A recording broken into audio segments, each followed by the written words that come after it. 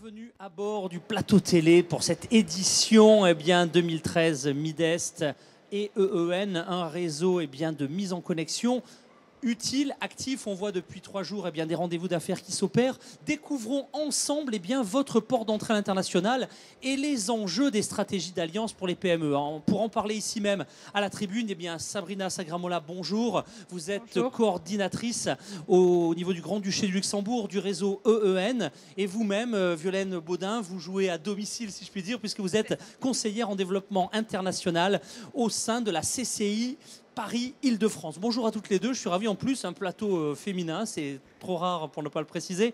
Alors présentez-nous tout d'abord ce réseau, cette gateway, comme disent les Anglais, pour développer, quand on est une PME, son activité à l'international. Qui commence ? Sabrina Sagramola. Je pense que je voudrais inviter ma collègue justement de l'EEN à Paris à profiter de cette plateforme qui est donnée, vu que c'est un plateau télé domestique. Alors c'est parti, voilà. Violaine Baudin, soyez là, bienvenue chez vous, puisque nous sommes évidemment en Île-de-France, je le rappelle, pour ceux qui suivent en direct nos émissions. Violaine Baudin. Voilà, donc effectivement, moi je travaille pour la Chambre de commerce Paris-Île-de-France, je représente le réseau Entreprises Europe. Alors ce réseau, il a été créé en 2008, c'est une initiative de la Commission européenne.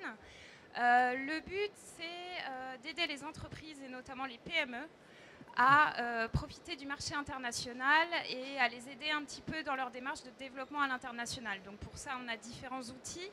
On a plusieurs axes d'accompagnement. On les aide notamment à trouver des partenaires via les conventions d'affaires, comme celle qui est organisée aujourd'hui sur ce salon. Donc voilà, les business meetings. Pour la petite histoire, on en organise aussi aujourd'hui de l'autre côté sur Millipol, donc le hall juste en face. Oui, je précise pour ceux qui suivent ici même nos émissions qu'on est à Paris-Nord-Villepinte et où il y a un nombre important de salons parallèles. Tout à fait. Ouais. Donc voilà, donc on organise donc ces rendez-vous d'affaires. Le but, c'est d'aider les entreprises qui arrivent sur le salon à avoir directement un planning de rendez-vous d'affaires.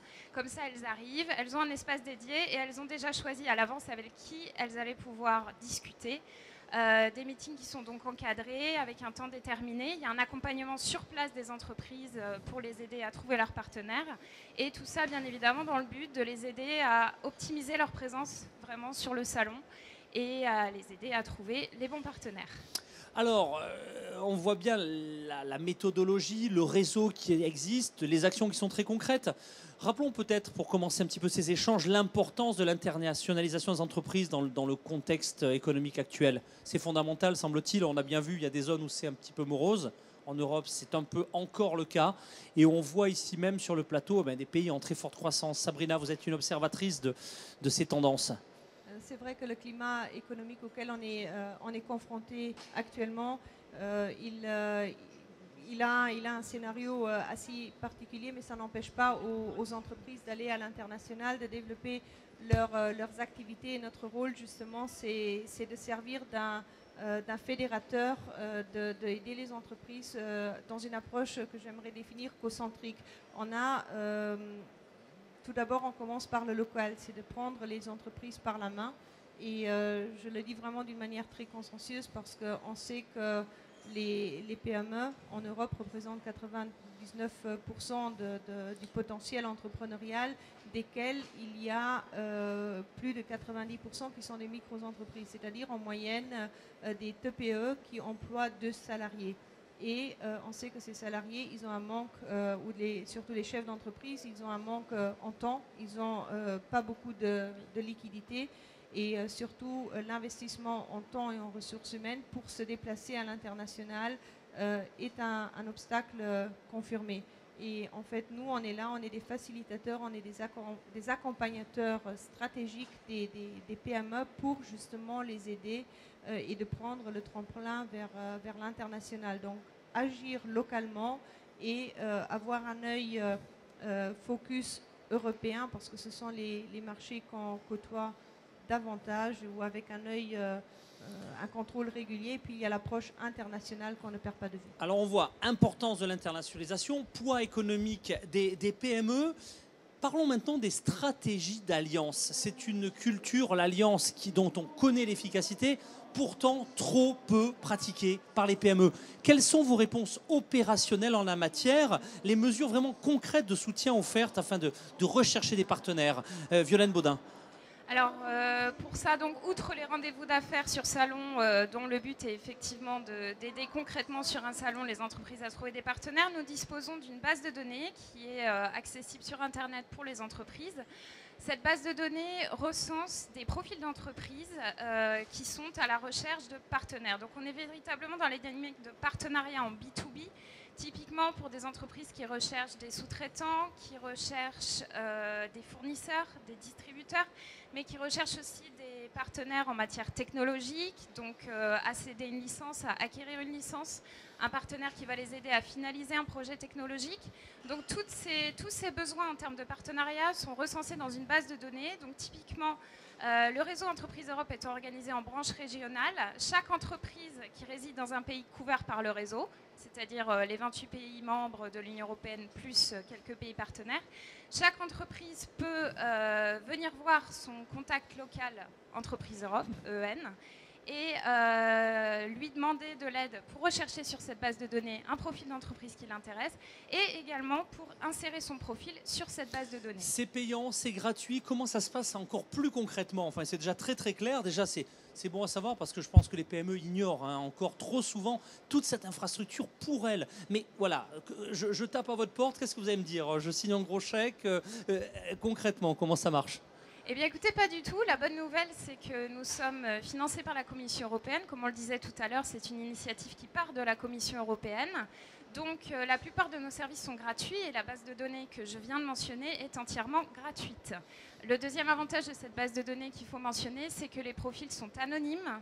Donc si une entreprise souhaite garder la confidentialité sur un produit qu'elle a développé, sur une technologie qu'elle a développée, elle le peut puisqu'en fait les conseillers Entreprises Europe sont là pour faire des intermédiaires.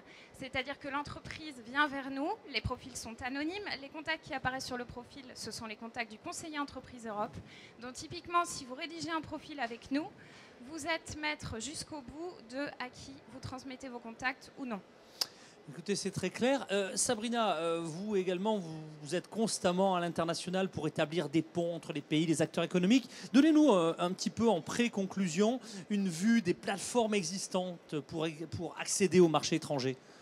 Je pense qu'il y a différents niveaux de services si nous nous plaçons maintenant dans le cadre des salons internationaux. Je pense que notre force de frappe, ce sont des conventions d'affaires ou des rencontres d'affaires. Donc de mettre en place des plateformes de rencontres très simples où on essaye de marier les entreprises, que ce soit entre le classique, le visiteur et l'exposant, mais à ne pas oublier les exposants et exposants qui n'ont pas nécessairement le temps de se déplacer sur un autre stand.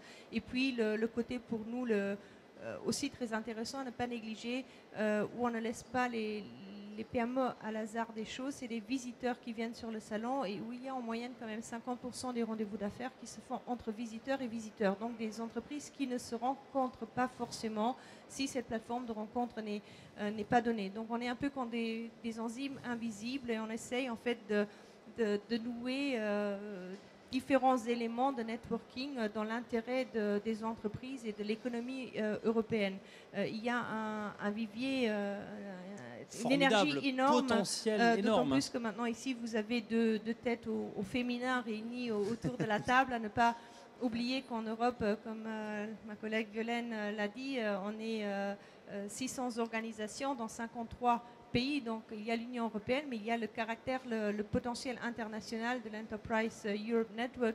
Derrière ces 600 organisations, il y a en moyenne 2500 experts à l'international qui font ce que nous, on essaye de faire ici. Donc en quelque sorte, je tente de plus en plus à dire un concept professionnel franchisé, du franchising, dans l'intérêt des PME mondialement même. Un potentiel énorme, des milliers de personnes dont le job est d'ouvrir vraiment les portes des marchés aux PME qui sont encore trop timides. Donc mesdames et messieurs, les patrons de PME, de PMI, allez-y, allez-y.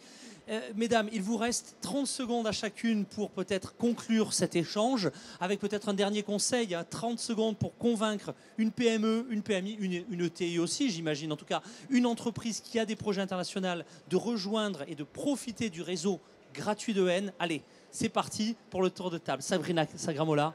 N'ayez pas peur des institutions, n'ayez pas peur des administrations. Il y a aussi des collègues, vos alliés qui ont un esprit d'entreprise et qui parlent le même langage que vous. Ne soyez pas timide, mais frappez à nos portes, on est là pour vous. Le réseau est là, il est dynamique. Merci Sabrina Sagramola d'avoir participé à ce focus. Même question, 30 secondes pour convaincre les entrepreneurs de profiter de ce réseau.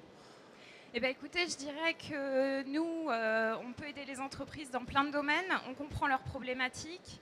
En France, on a également une spécialisation juridique pour les entreprises qui, même si elles ont trouvé des partenaires à l'étranger, rencontrent des barrières au niveau de la réglementation européenne, que ce soit des questions sur la TVA, des questions sur les contrats. Donc, on offre vraiment des services qui sont utiles aux entreprises pour les aider, même quand elles n'ont pas d'énormes moyens pour aller à l'international. On les aide à trouver des partenaires.